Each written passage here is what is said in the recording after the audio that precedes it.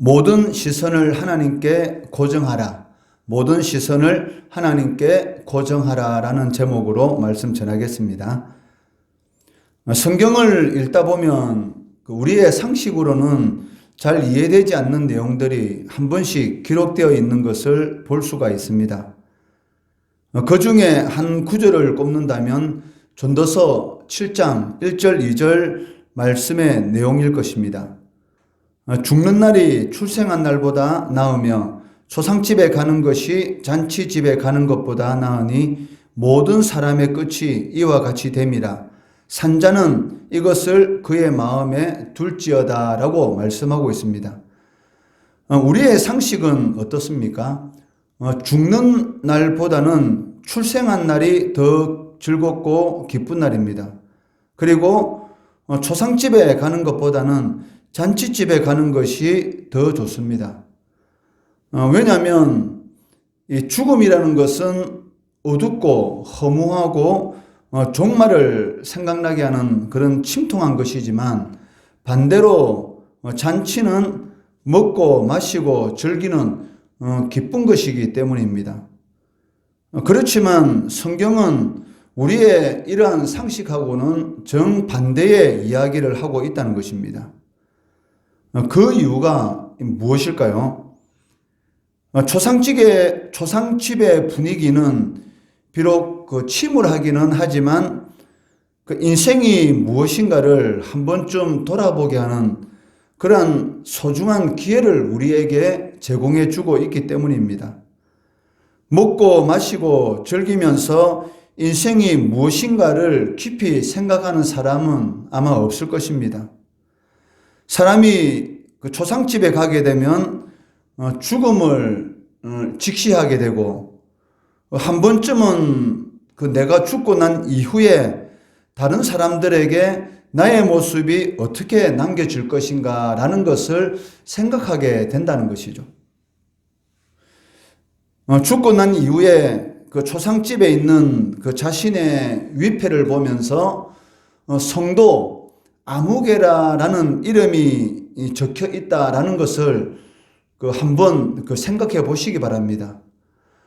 우리가 이 명절을 맞이하게 되면 이 공원 묘지에 이 부모님의 이 산소를 찾아 뵙는다든지 아니면 이 선산에 가서 이 조상들의 이 산소를 이렇게 성묘할 때가 있습니다. 그때 이 비석에 성도 누구누구라는 그러한 이름이 적혀 있는 것을 한 번쯤은 아마 보았을 것입니다. 그런 성도 누구누구라는 그 이름이 적혀 있을 때에 그 비석을 볼 때에 우리의 마음이 어떠했습니까? 저분은 살아생전에 예수님을 믿고 소천하신 분이구나. 얼마나 성도라는 그 이름이 자랑스러웠으면 그 비석에 십자가 문양과 성도 누구누구라는 그런 이름을 새겨 놓았을까라는 그러한 생각을 한 번쯤은 하게 된다는 것이죠. 위패에 대통령 아무개라는 것보다 더 복된 이름이 성도 아무개라는 그러한 이름입니다. 그렇지만 실제적으로 성도인 우리들도 이것을 잘 인식하지 못한다는 것입니다. 왜냐하면 권세와 명예와 재물은 실질적으로 우리의 삶에 직접 와닿아 있지만 성도라는 이 이름의 위대함은 우리가 이 세상을 살아가는 동안에 별로 우리의 삶 가운데 도움이 되지 않는 것 같은 그러한 생각이 들기 때문이라는 것이죠. 하지만 오늘 본문 말씀해 보시면 세상에서 별로 도움이 되지 않을 것 같은 성도라는 이 이름이 얼마나 복이 있는가에 대해서 하나님께서 보증해 주고 계시다는 것입니다. 9절 말씀해 보시면 천사가 내게 말하기를 기록하라. 어린 양의 혼인잔치에 청함을 받은 자들은 복이 있도다 하고 또 내게 말하되 이것은 하나님의 참되신 말씀이라 하기로라고 기록하고 있습니다. 그냥 말씀이라고 하지 않고 하나님의 참되신 말씀이다라고 기록함으로써 성도가 얼마나 복이 있는가에 대해서 하나님께서 확정해 주고 계시다는 것이죠. 인간의 말은 환경과 상황에 따라서 얼마든지 변할 수도 있고 인간은 더해서 말을 할 수도 있습니다. 그렇지만 하나님은 더해서 말씀하시는 분도 아니고 상황에 따라서 변하시는 분도 아니고 하나님이 하시는 말씀은 반드시 성취된다는 것입니다. 그것을 참되신 말씀이다. 즉 성도라는 이 이름이 얼마나 위대하고 얼마나 복된 이름인가에 대해서 하나님께서 참되신 말씀이다라는 이 말씀을 통해서 보증해 주시고 확실히 전개해 주시고 계십니다. 이를 요한계시록 14장 13절 말씀에서는 지금 이후로 주 안에서 죽는 자들은 복이 있도다라고 말씀하고 계시다는 것입니다. 얼마나 이 성도라는 이름이 복된 이름이면 주 안에서 죽는 자들이 가장 복이 있다. 많은 권세를 가지고 있고 명예를 가지고 있고 재물을 가지고 있는 사람들이 복이 있는 것이 아니라 예수 믿고 죽는 자들, 즉 세상에서는 성도라는 이름을 가지고 살아갈 때에 별 볼 일 없이 보일지 몰라도 그러한 자들이 가장 복이 있다라고 말씀하고 계시다는 것입니다. 혼인잔치에 청함을 받은 자들이 복이 있는 이유는 이 잔치라는 이 단어가 의미하는 것처럼 그리스도와 이 교회가 완전한 연합을 이루는 그런 교제를 누리기 때문입니다. 이는 요한복음 17장에 주님께서 십자가에 못 박혀 돌아가시기 전에 대제사장으로서 기도하신 내용이 있는데 그 기도가 응답되었다라는 것을 알 수가 있습니다. 아버지가 내 안에 내가 아버지 안에 있는 것 같이 그들도 다 하나가 되어 우리 안에 있게 하여 주옵소서라고 주님께서 기도하셨는데 이러한 기도가 완전히 성취되는 것이 바로 어린 양의 혼인잔치에서 완전한 연합을 이루는 것을 보게 된다는 것입니다. 그렇지만 그 어린 양의 혼인잔치에 참여하기 위한 조건이 있다는 것입니다.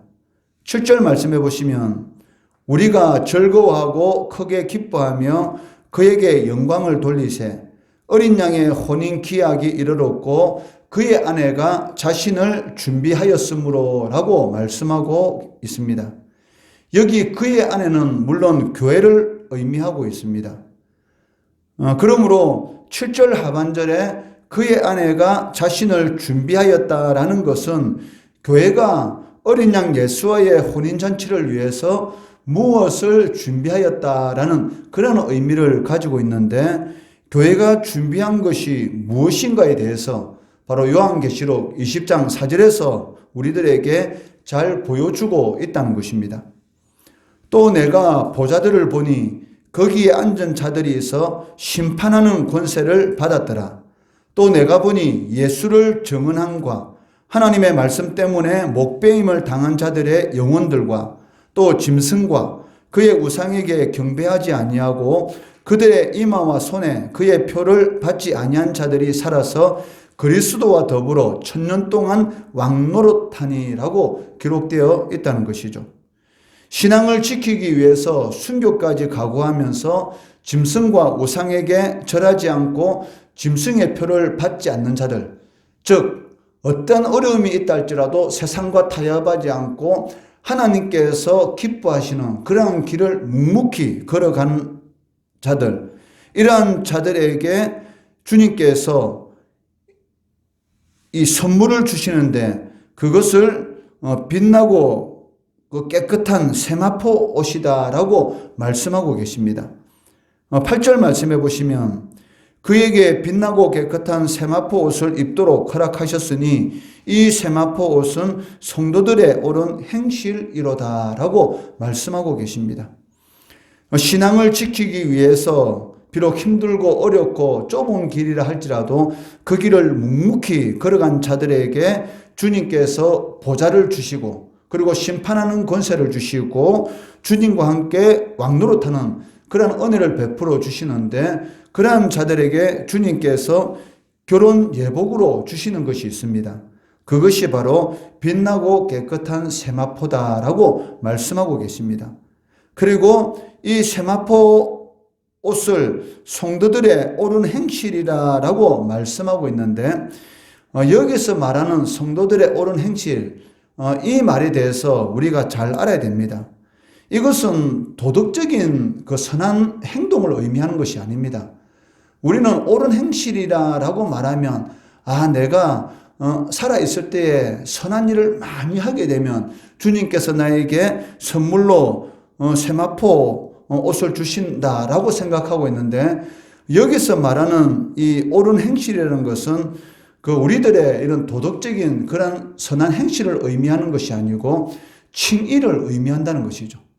즉 하나님께서 우리를 어렵다고 인정하는 그런 칭의, 법적으로 선언하는 칭의를 의미하고 있다는 것입니다. 이 옳은 행실이라는 이 단어는 디카이오마타라는 이 헬라어 단어를 사용하고 있는데, 이 디카이오마타라는 이 단어가 바로 법정적인 단어로서의 칭의를 의미하고 있다는 것입니다. 그렇기 때문에 빛나고 깨끗한 세마포 옷을 입을 수 있는 사람이 어떤 사람이냐? 즉 선하고 착한 그런 많은 행위를 한 사람들이 이 세마포 옷을 입는 것이 아니고, 하나님께서 의롭다고 칭한 성도, 하나님께서 의롭다고 인정한 사람, 그리고 인내로서 믿음의 길을 잘 걸어가는 성도, 이러한 자들에게 주님께서 이 세마포 옷을 주신다라고 말씀하고 있습니다. 칭이 하나님 앞에 어렵다고 인정함을 받지 못한 사람들도 얼마나 많은 선한 일을 행하고 있습니까? 이 세상에는 예수를 믿지 않으면서도 선한 일을 행하는 많은 사람들을 볼 수가 있습니다. 그리고 무늬만 성도라는 사람들도 있습니다. 교회 안에 많은 사람들이 있지만 실질적으로 예수를 인생의 주인으로, 자신의 구세주로 영접하지 않고 교회에 출석하는 많은 사람들도 실질적으로 있습니다. 그렇기 때문에 주님께서 재림하시는 그날까지 알곡과 가라지를 가만히 놓아두라라고 말씀하고 계시고, 그 이유가 무엇입니까? 가라지를 뽑다가 알곡이 다칠까봐 주님께서 재림하시는 그날까지 놓아두고 계시는 것을 우리는 알 수가 있다는 것이죠. 그렇기 때문에 교회에 출석하고는 있지만 마음이 편해서 또 도덕적인 그런 위안을 얻기 위해서 출석하는 많은 사람들도 있다는 것이죠. 그러한 사람들도 선한 많은 행위들을 하고 있습니다. 그렇지만 이러한 선한 행위가 주님 앞에서의 그 빛나고 깨끗한 세마포 옷을 입는 그런 조건이 되는 것이 아니라, 하나님 앞에서 칭의를 받은 사람, 하나님께서 예수 그리스도를 믿는다고 인정하고 어렵다고 인정한 그러한 사람들만이 그 주님께서 예비하신 빛나고 깨끗한 그러한 세마포 옷을 입을 수 있다는 것입니다.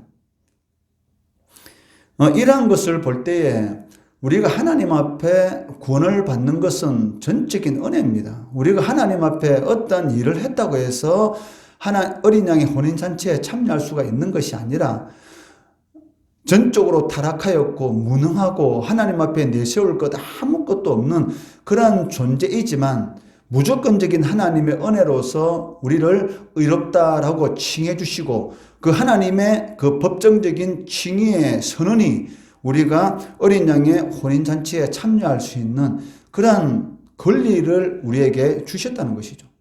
이것이 얼마나 큰 은혜입니까? 그 은혜 하나만으로도 실질적으로는 감사할 수 있는 그러한 사람들이 바로 성도인 것입니다. 이어서 10절 말씀에서는 성도가 이 세상에서 믿음의 길을 잘 걸어갈 수 있는 그러한 방법을 제시하고 있습니다.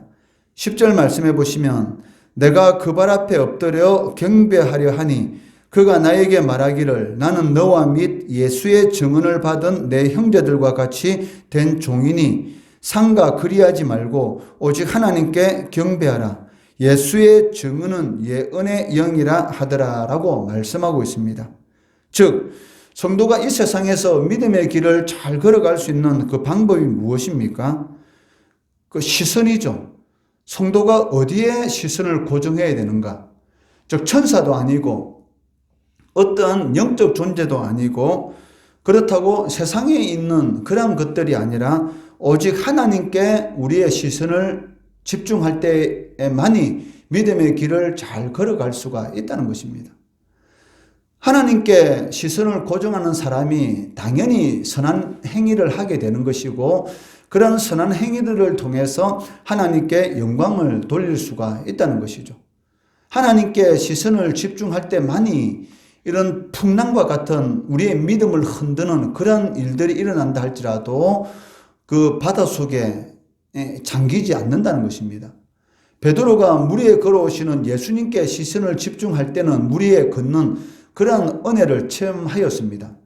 그렇지만 베드로가 시선을 주님께서 다른 곳으로 즉 이 풍랑이 치는 이 바다로 갈릴리 바다로 시선을 돌릴 때에 두려움이 임하게 되었고 그를 통해서 이 믿음의 길, 즉 물 위에 걷을 수 있는 그런 능력에서 제외되는 그 물속에 빠져들어가는 그런 모습을 볼 수가 있다는 것이죠. 마찬가지로 성도가 하나님께 시선을 고정할 때만이 이 푸른 초장과 그리고 쉴만한 물가와 같은 그런 은혜를 누릴 수가 있다는 것입니다. 양은 자신의 몸을 지킬 수 있는 무기가 아무것도 없습니다.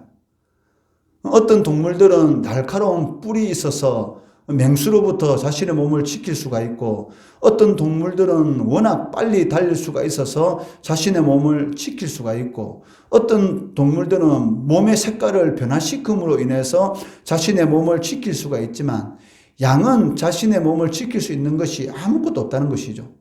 그런데 양이 가장 안전할 수 있는 방법은 단 한 가지입니다. 그게 무엇이냐면 목자의 음성에 항상 귀를 쫑긋하고 있는 것이죠.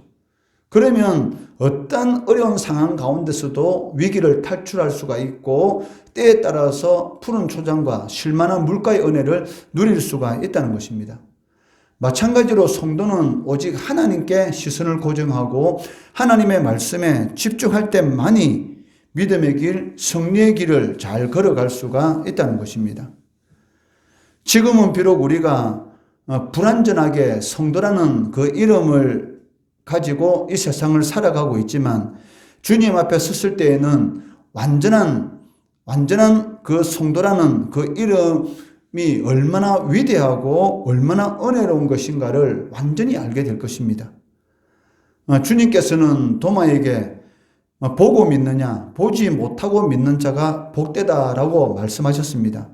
이와 마찬가지로 비록 우리가 육신을 입고 있는 동안은 불완전하게 성도라는 이름이 참 복된 이름이구나 라고 생각하고 있지만 분명히 이 성도라는 이름이 얼마나 위대하고 얼마나 은혜롭고 얼마나 복된 이름인가를 반드시 깨닫고 감사할 때가 오게 됩니다. 그때를 이렇게 믿음의 눈으로 보시고 우리의 시선을 오직 하나님께만 고정하시고 또 우리의 길을 하나님의 음성에 고정하시고 그를 통해서 믿음의 길 그리고 신앙의 길 잘 걸어가시는 성도 되시기를 주의 이름으로 축원합니다.